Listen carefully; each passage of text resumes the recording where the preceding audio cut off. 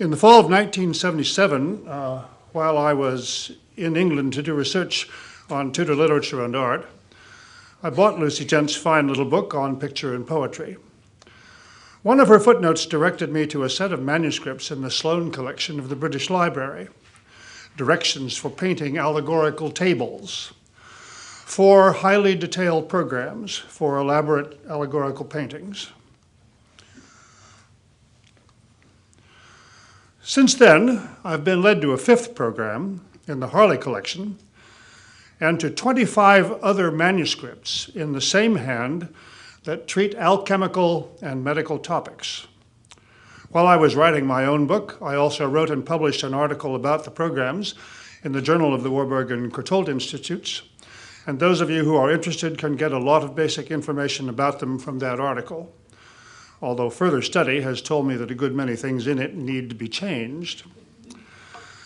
At that point, I set the manuscripts aside for 15 years while I worked on Shakespeare. I have come back to them, however, to edit them for publication and hope to submit a completed draft to a publisher early next year. Much about the manuscripts remains mysterious. I can date 2 of them with some confidence to the mid-1580s. The others probably come later, the last perhaps in the early years of James I. Despite many tantalizing clues, the identity of the author has eluded me. He was a gentleman, a considerable scholar, a Cambridge man, though not, I think, a graduate, a moderate Protestant associated with that group of mainly East Anglian politicians that a modern historian has called the Cambridge Mafia. He was interested in natural history, alchemy, botany and medicine, meteorology, mineralogy, zoology. The programs include one on Fortuna, one that constitutes a kind of Elizabethan rake's progress, and 2 on justice, more properly injustice, that seem to arise from a protracted lawsuit in which the author is one of the parties. The 5th, perhaps the first in the order of composition, the allegory of the Tempest, has Queen Elizabeth at the center and may have been intended as a present for her that sought courtly preferment for the author and royal patronage for the painter. We will look at it more closely in a minute. None of them are known to survive, and no less an authority than Sir Roy Strong has suggested that the paintings were never actually executed. But since 2 of the other programs refer to my table of the Tempest, I think that one at least got painted.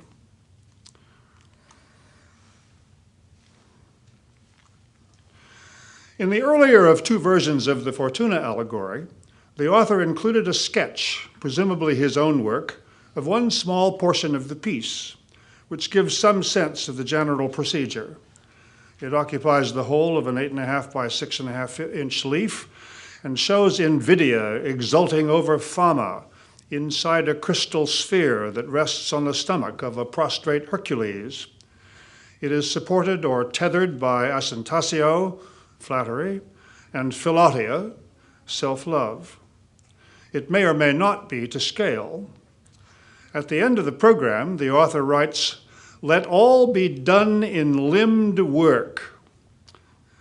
The word can mean to paint in any medium, but around the turn of the 16th century was often used specifically to refer to the techniques of miniature painting, and the sketch's figures are at the scale of full-length miniatures. The author is very interested in technique. Am I ahead of myself here? No, I'm not. The author is very interested in technique. He uses the novel words landscape and perspective, specifies pigments, suggests pictorial and sculptural models. Still, he expresses a high respect for the painter's skill and knowledge. The painter's identity, too, is unknown. If he is a miniaturist, he must be able to handle many kinds of images besides portraits. He is literate in English and Latin and able to write Greek characters. He has access to books by Virgil, Alciati, Mattioli, and Gesner. For reasons too complicated to deal with in this short talk, I think he was neither Nicholas Hilliard nor Isaac Oliver. He was very possibly from the Low Countries, perhaps Quentin Metzys or Cornelis Kettle, both of whom spent time in England and painted the Queen. This is a drawing of Charity, Gratitude, and Ingratitude by Kettle, who, according to Van Mander, was adept at just the kind of elaborate allegories called for by the programs. I like to think that the allegories themselves, the paintings, if executed, evince this kind of elegance and virtuosity. I want now to look closely at part of the allegory of the Tempest. Here is the speculative reconstruction of the piece as a whole that I prepared for the article. If I were to do it afresh, it would be different in several respects, but it will give you a general sense of the layout as that emerges from close study from the program. And I might say that in the program, the author pays a lot of attention to spatial relationships as well as to the particular figures. The picture was to fall into two zones, Tempest above, Calm below, with portraits of Queen Elizabeth appearing in both. In the top zone, she is threatened but not damaged by a terrible storm raging around Mount Etna that gives the work its title. The workings of the storm express the author's interest in natural history. 5 folio pages of details of clouds, thunderbolts, and destruction, far more information than the painter could reasonably use. His political interests appear in the figures. The storm is a metaphor for one or more of the plots against Elizabeth's life that agitated her countrymen in the late 1570s and early 1580s. The lower zone, instead of the extensive land, sea, and skyscape of the top, gives us rows of figures and ensembles. These balance maleficent agents, the 3 Furies with Hecate and Discordia, Wrath, 2 pairs of infanticidal and fratricidal brothers, against beneficent figures, the political and intellectual virtues, and 3 generative goddesses. In complex architectural settings, Minerva on one side and Fortuna on the other side frame Victoria. She stands in her tower next to Gloria, to whom the painter is to give features often ascribed to Elizabeth, a woman of a full and princely countenance, her nose rising like an eagle's bill. On a banner flying from the top of the tower appears the Queen herself, enthroned. Before her kneels a knight. She places her sword on his shoulder with one hand, and with the other gives him a noble purse.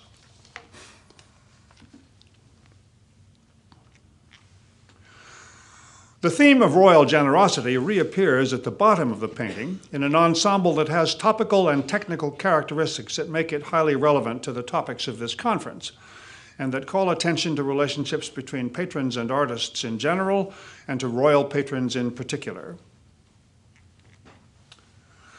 The material represents a conceptual departure from the preceding parts of the picture, and that difference is to be physically marked in a striking way. Quote, "A round hollow place in the bottom of the table shall be carved out, planed and made very smooth within and in the, planed and made very smooth." The author is not always very careful about his punctuation. "Within and in the mid-space of the table, all the field within shall be colored with blue azure. Within this place, the Queen's Highness shall sit intronisate in the greatest majesty you can set her forth, even as I see her once drawn in your house in a pattern for a certain courtier." And I would love to know exactly what that means. We learn later that the hollow place is to be covered with glass. And if any of you know other paintings of which portions are treated like this, I would love to hear of them. The only analogous artworks I have seen myself are reliquaries, whose contents are bones or locks of hair rather than pictures. The final sentence seems to indicate that at some time the painter had been given a chance to paint the Queen from life. And we recall that during the 1570s, she had sat to several foreign artists, Hilliard, Zuccaro, Metzys, Kettle, the unknown artist of the Darnley portrait. but that around 1580 her advisors decided that it would be a good idea to bring images of her under firm control, so that Hilliard received a de facto monopoly on miniatures, and the sergeant painter George Gower, as we heard, was given the power to regulate the production of panel portraits, or at least a draft of such a commission. Before the Queen is to kneel the painter himself, all dressed in green, the color of hope, with the Latin word spes above his head. He is to hand her a tablet on which has been inscribed a Latin text, ascribed to Cicero, whose English translation allows us to interpret the situation. Quote, "And although it is best that our fortunes always flourish, yet that evenness of life does not give so great a sense of satisfaction as when, after misery and loss, fortune is called back to a better state." This seems to imply that the painter once enjoyed royal favor, but has lost it and would like to get it back. The passage goes on to specify that lower yet on the panel, but still under the glass, shall be drawn a circle with an arm thrusting through it, whose hand is shown finishing yet a fourth portrait of the Queen, perhaps from life.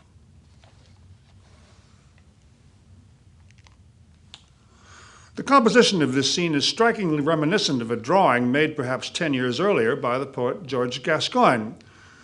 When the Queen's champion, Sir Henry Lee, had entertained her at his house in Oxfordshire in the summer of 1575, she had heard read to her a short chivalric romance, probably written by Lee himself, entitled Hemetes the Hermit. Gascoigne had been present, and on the following New Year's Day, 1575-76, at the occasion when the Queen and her courtiers annually exchanged gifts, he gave her a manuscript containing a copy of Hemetes in English and translations of it by Gascoigne into Latin, Italian, and French. The manuscript, now in the British Library, is illustrated with the frontispiece you see on the screen, and 3 other emblematic drawings which accompany emblematic verses in the 3 foreign languages. The manuscript is explicitly designed as an appeal for royal patronage. According to the motto hanging from a ribbon held by the hand thrust down through the hole in the ceiling, either as a soldier, tam Marte, or as a master of languages, quam Mercurio. It needs to be said that the Tempest program calls for an image quite a bit more complex than the one Gascoigne gave the Queen. In about the place where that Mannerist sphinx upholds the throne was to be a furious serpent labeled Invidia, and on her other side, a ram with fleece-like purple velvet and a ewe with a fleece of gold, and nice chance for the painter to show off his stuff. At Spes's shoulder, the painter was to place, quote, "a very fine Italian lady of sage and grave countenance, and attired in fashion after the Italian guise." This is Politicae Architectonicae, the arch courtier, whom it is hard not to see as one of those long-serving ladies-in-waiting who regulated access to the Queen's person and must have wielded great, if subtle, influence. Quote, "Therefore, my son, in describing of Politicae, thou shalt draw the true and lively image of thine assured and unfeigned friend, of which in most courts they swarm like bees in hives, speaking on Our Lady's even honey and honeycombs, and upon the annunciation of the feast of their gains, no worse than sugar candy and almond butter, with marchpanes and manna descending from heaven, which dainties, well tempered by Mellambius proportion, is divine quintessence and aurum potabile to all silly sweetings in times of extremity." The proposition here seems to be that once upon a time this woman presented herself to the painter as his friend at court, smiled on him, gave him compliments, but never really helped his cause, and stood by still smiling while he lost the opportunity to profit from being able to paint her mistress. The author's resentment of such people reappears in all 4 of the other programs, but especially the last 2 where it becomes the dominant theme. In any case, although there is no way to know whether the author had seen or perhaps only heard of Gascoigne's manuscript, the similarity of image and purpose are hard to ignore, and Gascoigne's, at least, worked, for he was rewarded with a modest pension in 1576, although he died a year later and did not enjoy it for long. I want to finish with one more technical problem, which relates to the instructions here to gouge out a field for space and the queen and cover it with glass. It arises in the last of the programs, which shows a king asleep in his garden while his rapacious courtiers manipulate the legal system to fleece his subjects while pretending to help them. Early in the program are instructions for painting a group of Olympian gods.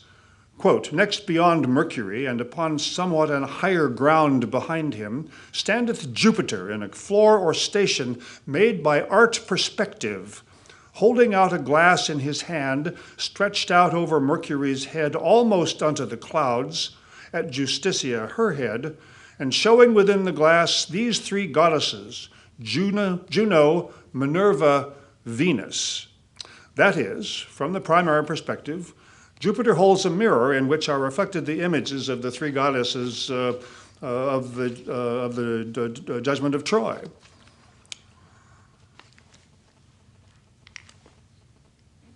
Up close, however, something else is to be seen. The mechanics are not clear, but as best I can figure out, in the painted mirror is a hole, quote, "the hole of speculation." And by applying your eye to the hole, you can see through the panel to another contrasted picture showing Charon and Cerberus. Balancing this operation, this ensemble on the other side of the painting is Apollo with the three Graces in a mirror, and another hole through which can be seen Pluto and the Furies. These anamorphic devices carry further the author's indignation at crafty courtiers. On reflection, an appropriate way to end the argument of all five allegories in a kind of anamorphic afterword. For many of the men who were implicated in the plots against Elizabeth's life figured in The Tempest were courtiers. And they make a way for me to end by giving me a chance to ask you in the audience questions for a change, as to whether you know of other works that use this kind of structure and these kinds of pictorial devices to make their points.